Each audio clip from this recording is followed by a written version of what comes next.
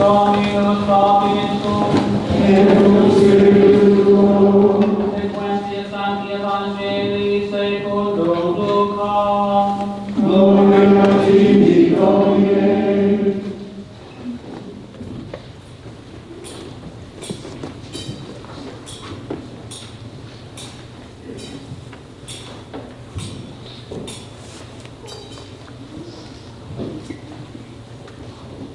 Filio tempore, mesos ex angelis Gabriela Deo in civitate Galilei, cui nomen Nazareth, ab virginem desposatum viro, cui nomen era Joseph, de domo David, et nomen Virginis Maria. Et in versus angelis eam dixit, Ave, gratia plena, Dominus tecum, benedicta tu in mulieribus.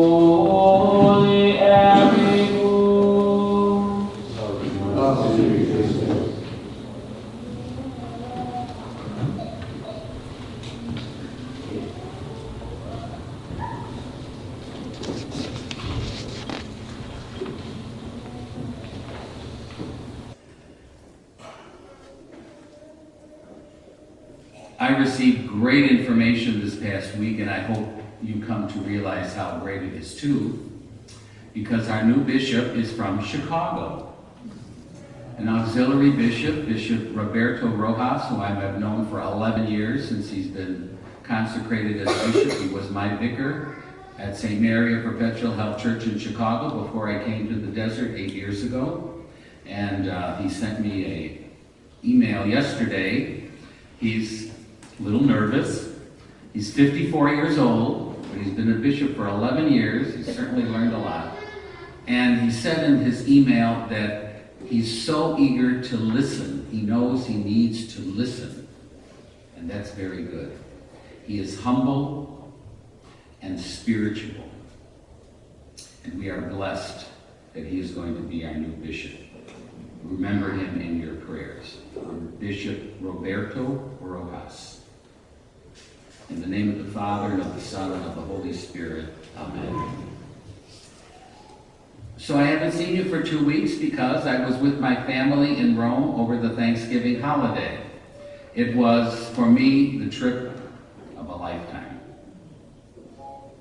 To be there with my nephew and my niece, his wife, my niece, and my 2 great-nephews, Nico and Dino, age 7 and 6. Nico, who really has the name of Nicolas, and when he was first born, I said to my nephew, "What are you naming the baby?" He said, "Nicola." And I said, "You mean Nicholas?" "No." He said, "Nicola. Don't you know who Nicola is?" "No." "Educate me, thank you." Nicola was the Roman general who held Attila the Hun from invading Rome. Okay, so when the second boy came along, he was named Constantine. His nickname is Dino, or Gus. I like Gus, but they like Dino. So to have the 2 of them in Rome, Nicola, named after the general, and Constantine, named after the emperor, was quite an experience, among other things. Today in Rome, on the feast, by the way, I know there's confusion with the feast day. In the Latin Mass, today, December 8th, is the Feast of the Immaculate Conception. In the Novus Ordo, the English Mass system, they moved it to tomorrow. So that's why if you go to Mass today, in the English Mass, you have the second Sunday of Advent. But in the Latin Mass, today we celebrate the Immaculate Conception. Tomorrow is the Feast of the Immaculate Conception in Novus Ordo, but it is not a holy day of obligation. So do with that information what you will. I'm just as confused as you are. But in Rome today, on December 8th, the Feast of the Immaculate Conception, has been a tradition, I believe, since the 1950s, where the Holy Father goes to this pillar near the Spanish Steps, and on top of the pillar is a statue of the Immaculate Conception.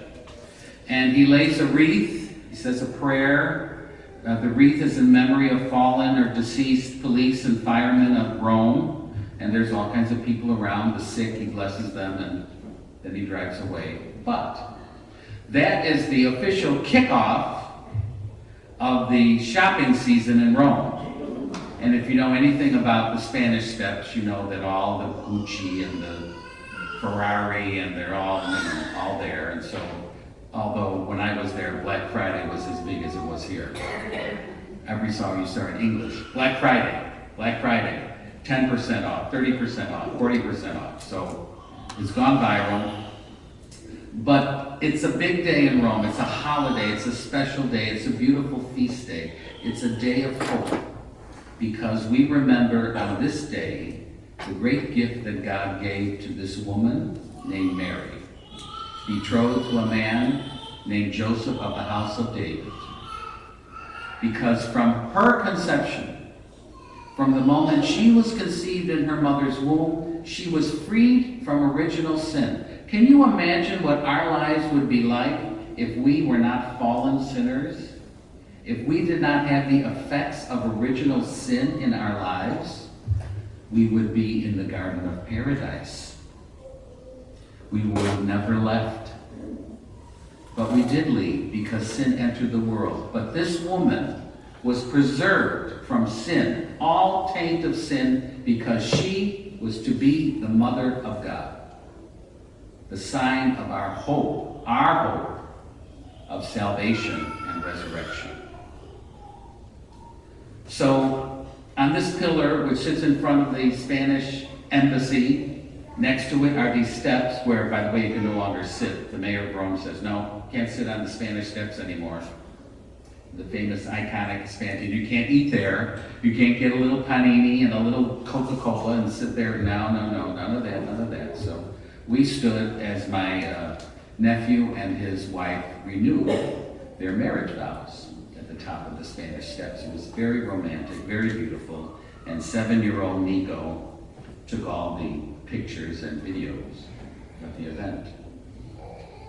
It was many different in a short period of time, wonderful experiences. One of the most beautiful being that we were all invited to the North American College, which is the seminary for American students, seminarians in Rome, which is right next to the Vatican. And on Thanksgiving Day, we're in a foreign country, nobody else is celebrating Thanksgiving except Americans. So we were there with some 300 seminarians who were very homesick. We sat with the table of seminarians from Indiana. They had the flag of Indiana, and they had all kinds of symbols of Indiana on the table. And we had turkey and all the dressings with ravioli stuffed with pumpkin, which was very good. It was excellent. And amongst the people that were there was the ambassador to the United States, who read the proclamation from President Trump declaring Thanksgiving Day, and her name is Callista Gingrich. Her husband's name is Newt. So when people say, what did you do for Thanksgiving in Rome? I said, well, I had dinner with the Gingriches. Which is true.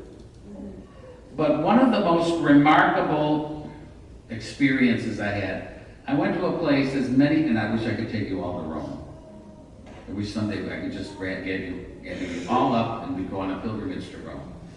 A place I had never visited, which is right next to the Vatican, and that is the Castle San Angelo. You know, that castle with that statue of St. Michael I told you about that appeared to Pope Gregory. He saw this vision of St. Michael the Archangel standing on the Emperor Hadrian's tomb in the year 590. And he had the vision of the angel putting his sword back in its sheath, and the plague that they were praying that Rome would be delivered from disappeared. And ever since then, that statue of Michael the Archangel has been sitting on top of Hadrian's tomb, where it is today. But I never had been in the tomb fortress. It became a fortress in the Middle Ages and during the Baroque period, and the Pope used to go and hide there when Attila the Hun and other people showed up trying to destroy the city of Rome. But when you get on the top platform and the statue is right behind you, it's better than the scene of Rome from the Dome of St. Peter's. Because as you looked out, and it was the day the sun finally came out, the weather was like it is here, you know, on and off rain, but when the sun comes out in Rome, it's just spectacular. And on the right, I could see the dome of St. Peter.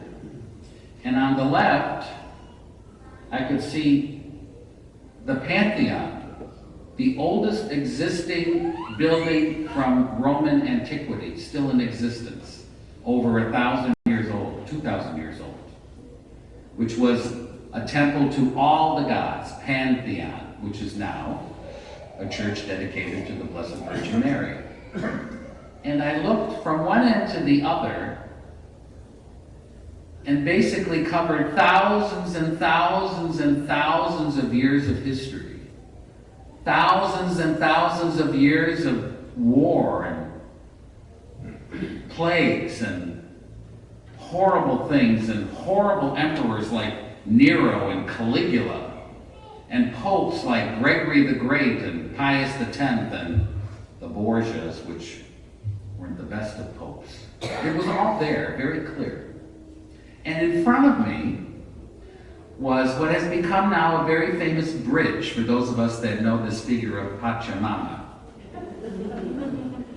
That bridge that goes from Castle San Angelo across the Tiber and has all the angel statues on it. And that's where that 24-year-old man from Austria took the Pachamamas out of the church and threw them into the Tiber. When I crossed the bridge, remembering the video, I found the exact spot where Pachamama went into the water. And I thought, so where are we today? What is going on in our world? What is going on in our church? What is going on in our lives? What is going on? There's a lot of things that confuse us and disturb our outer peace and inner peace. But in effect, I have come to see that we are experiencing a pruning of our hope. We make the mistake of relegating the virtue of hope to hopeful situations. We think things are rosy, and then we're hopeful. But just the opposite should be the cause. Too many of us have had, perhaps without realizing it, a worldly basis for our hope. And thus a worldly hope, like Rome is going to save the world. Put your hope in Rome. Put your future in Rome. Where's that future now? It was easy to be hopeful when the church was a major player in our country. It no longer is.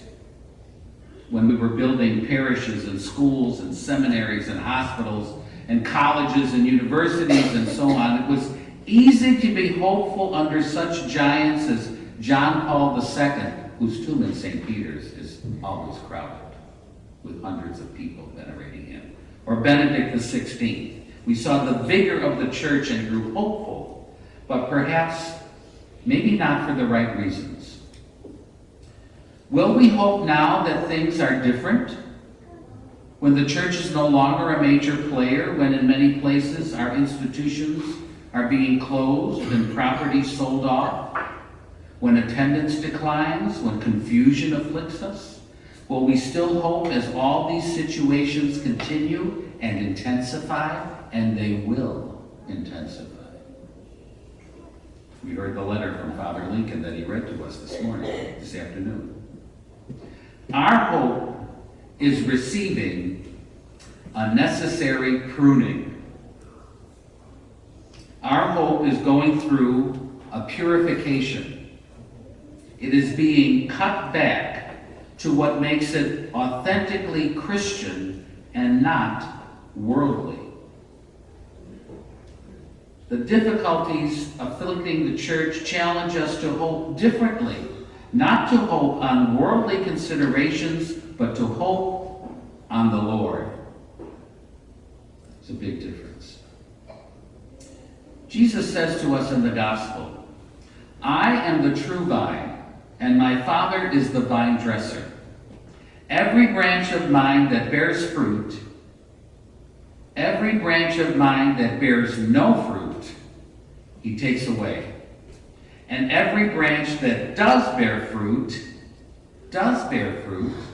he prunes, that it may bear more fruit. We know that from our gardens, when we tend the plants in our gardens. If we don't prune them, they'll overtake things and die. These are words of true hope from Jesus, not of the fleeting worldly hope that we Americans like, the hope that promises a quick fix. Not that false hope, but the hope that sees difficulties and cutbacks as within God's providence, within God's plan, and therefore ordered for our good.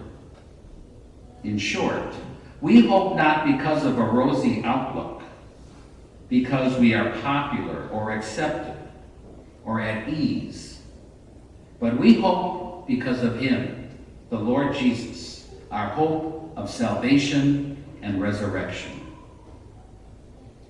Hope is found in a pruned branch, in what is seemingly lifeless.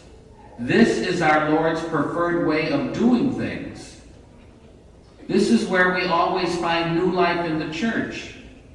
Not from the big and powerful, not from the corridors of power or think tanks in D.C., not from the enormous initiatives that once characterized the church in the United States.